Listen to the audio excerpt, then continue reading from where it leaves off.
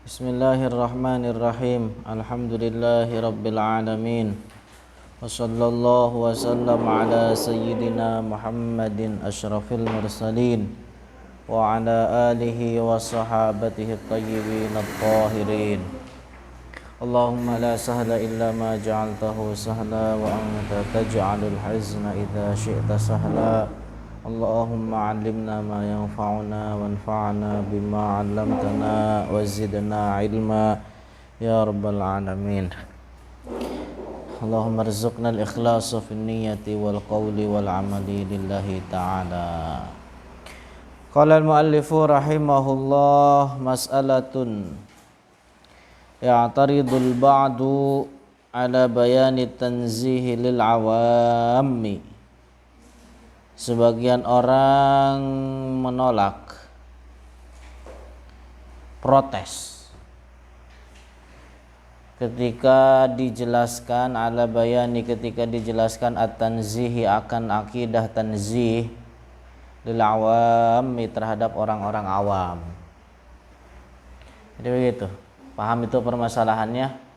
Jadi ada sebagian orang di zaman sekarang yang ketika dijelaskan tauhid, ketika dijelaskan tentang tanzih, bahwa Allah maha suci dari menyerupai segala sesuatu makhluknya, Allah tidak sama, tidak membutuhkan kepada makhluknya, dan seterusnya. Sebagian orang protes, udahlah katanya, permasalahan yang seperti ini nggak usah dijelasin terhadap orang-orang awam, nggak usah katanya dicekokin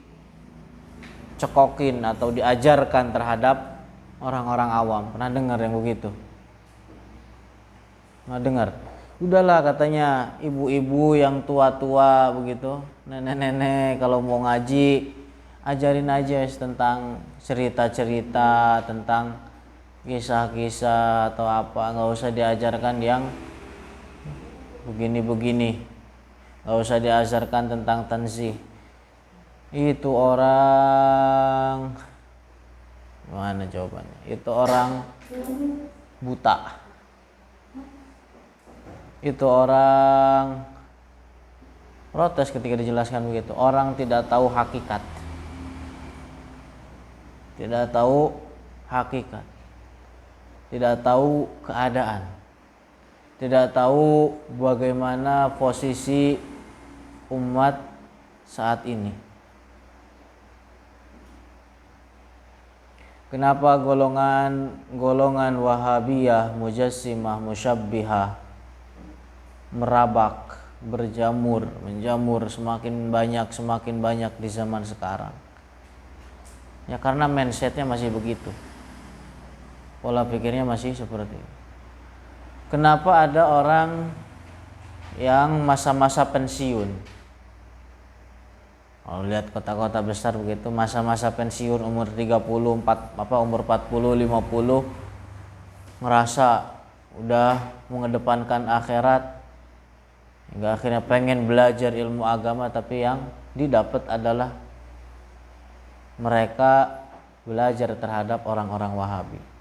Kenapa begitu? Karena ini permasalahannya, tidak mau menjelaskan tentang tauhid, tutup mulut dari menjelaskan akidah tanzih, kan? Nah, itu dia permasalahannya. Subhanallah.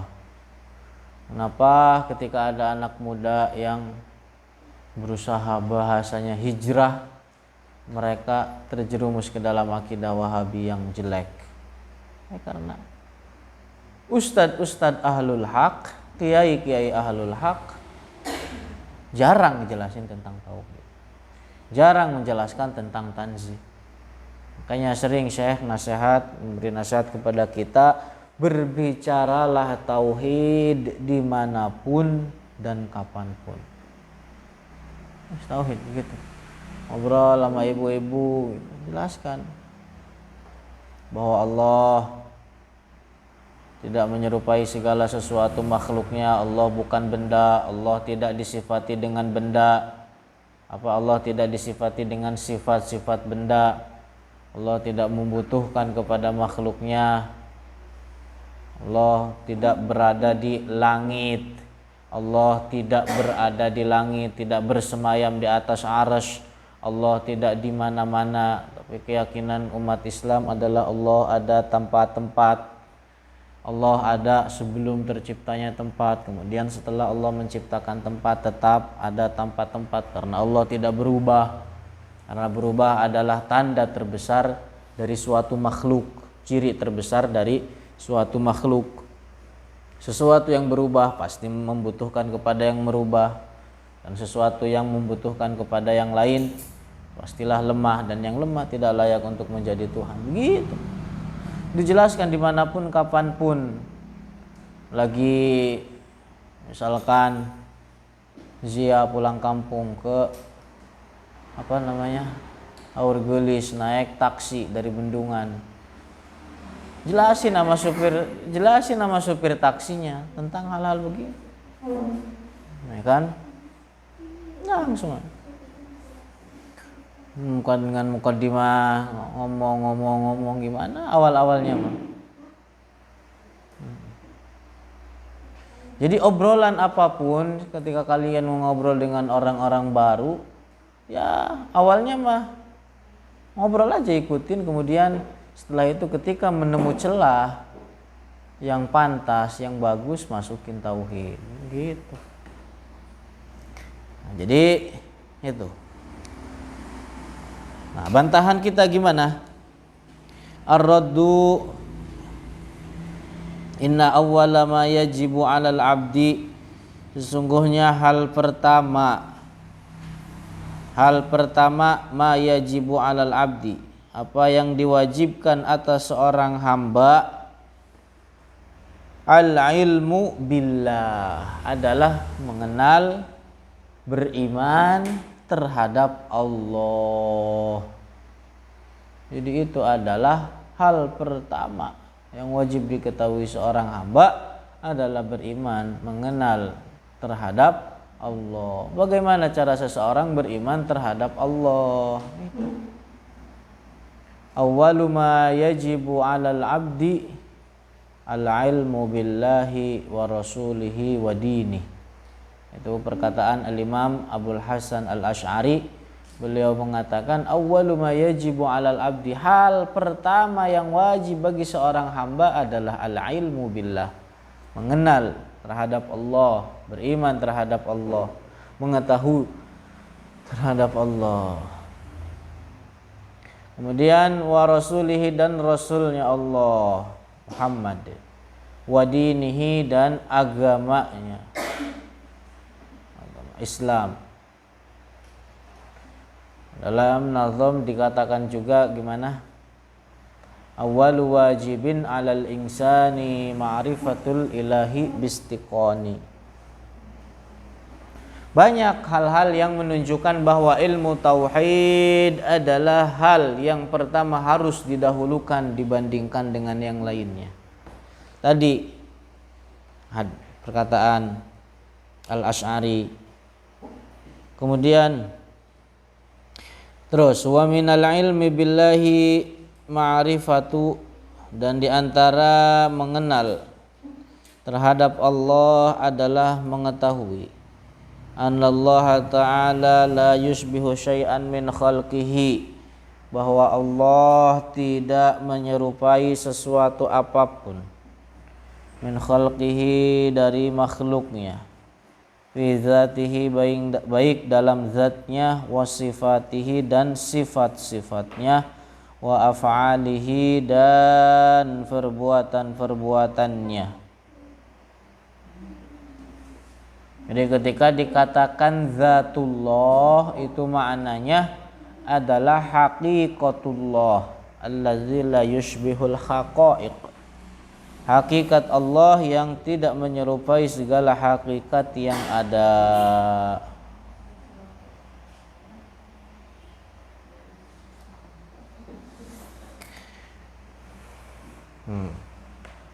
Al-Imam Asy-Syafi'i, beliau mengatakan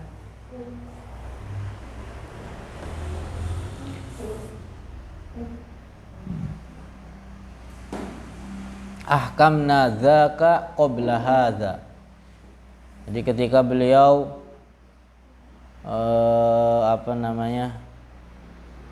ditanya ketika sedang mengarang apa, beliau mengatakan ahkamna dzaka, kita telah lebih dahulu mengedepankan mempelajari ilmu tauhid sebelum hadza, sebelum ini, artinya sebelum mengarang menyibukkan diri dengan fikih.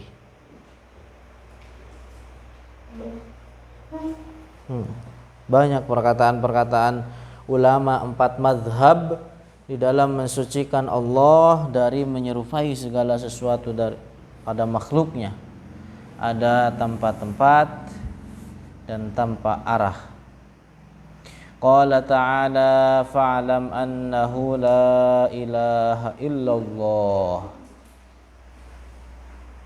Fa'lam artinya tetaplah wahai Muhammad dalam keyakinan la ilaha illallah.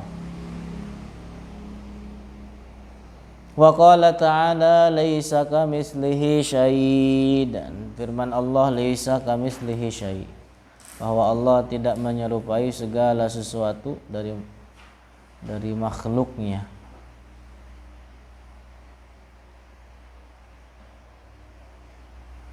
Oh begitu. Sebenarnya gampang menjelaskan tauhid dengan seperti tadi itu, terhadap siapapun gampang diterima kok. Cuman nggak tahu kok sebagian orang menganggap bahwa hal itu adalah sesuatu yang tinggi, yang luhur, jangan diketahui oleh orang awam. Mindset dari mana itu? Kolot, nggak jelas. Rusak. Nih, waqad khassa Rasulullah nafsahu bitaraqi fi hadzal ilm. Bahkan Rasulullah menghususkan, memuji dirinya dengan ketinggian di dalam ilmu ini, ilmu tauhid. Faqala, dalam sabdanya beliau, ana a'lamukum billahi wa ahsyakum lahu, dan saya paling mengenal terhadap Allah daripada kalian. Artinya beliau memuji dirinya bahwa di dalam tauhid adalah beliau orang yang paling tinggi. Wa ahsyakum lahu, dan yang paling takut terhadap Allah daripada kalian. Rawahu al-Bukhari. Ini begitu. Jelaskan tauhid kapanpun, dimanapun. Majlisnya mau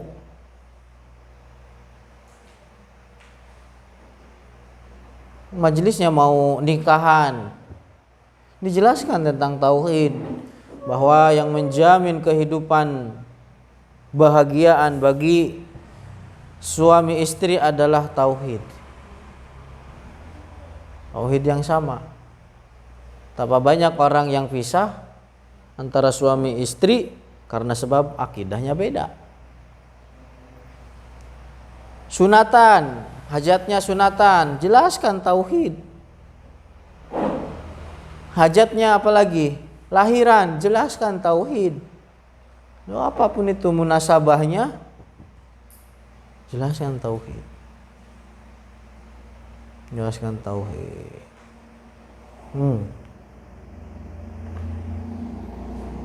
Jelaskan Allah ada tanpa tempat.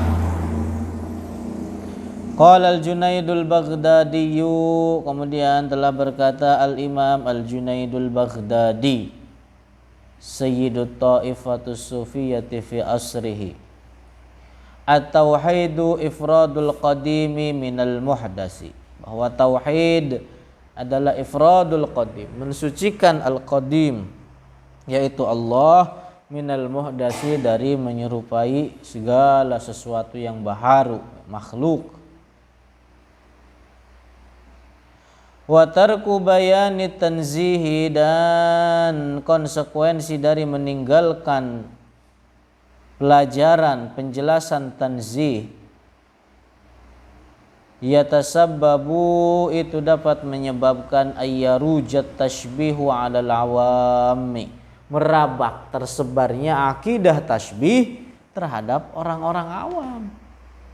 Yaitu tadi disinggung di depan, kenapa orang Wahabi masih bertambah terus berkembang?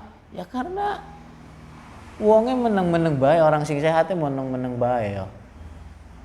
Orang yang kiainya ustaz-ustaznya diem aja tidak mau jelasin tauhid gitu loh. Maka akhirnya apa? Orang tasbihnya semakin merabak. Dan itu hadza dhararun kabir, sangat bahaya. Bahaya yang sangat besar, wa syarrun mustatir, dan keburukan yang merabak. Keburukan yang merabak. Subhanallah. Padahal akidah ilmu ahlus sunnah adalah kunci surga, adalah hal yang menjamin kebahagiaan seseorang di akhirat kelak. Nah itu dia. Wallahu a'lamu bishawab.